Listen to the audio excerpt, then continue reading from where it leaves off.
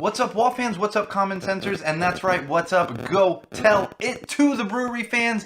It is me, the one and only Sean O'Rourke, coming at you with another Go Tell It to the Brewery beer review. Super excited about this one. I know I say that a lot, but I'm always super excited when we have something that's more rare, limited release, whatever that might be, and this is one of those. So for this edition, we have a little beer from Firestone Wookus. Firestone Wookus, that's right. If you're not familiar with them, they are in Central Coast, California, and this particular beer that we're talking about today is the Wookus.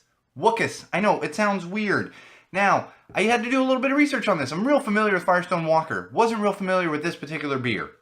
So I did a little research, and apparently they have had a long line of what they called Wookie Jack releases. Every year they would put them out, and they tended to be darker beers, darker IPAs, that kind of stuff. It went away for a little while, and then was reborn as Wookus. You can see it says on here, Wookus. That's right, Wall fans, Wookus.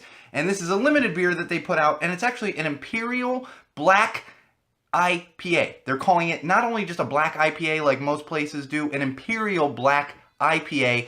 Limited edition. You're probably not going to be able to find this one outside of California. Maybe if you know someone that has a beer distribution connection, something along those lines, you might be able to find it. But if you are in California, especially if you're near Central Coast, check them out. This one just came out in December of 2017. It is the Wookus, I know, sounds weird, Wookus Imperial Black IPA. The thing I really like about this, I'm a big Firestone Wookus fan. If you're not familiar with them, they make a little beer called 805.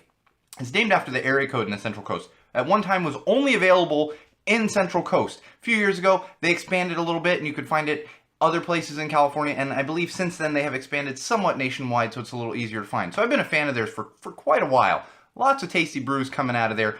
But another thing I really like about this is the time they put into the art. They actually commissioned a well-known artist to design this Leo versus Ursus kind of logo, can design they have on here. You can see it's a lion and a bear. If you're not familiar with astronomy, those would be constellations up in the sky.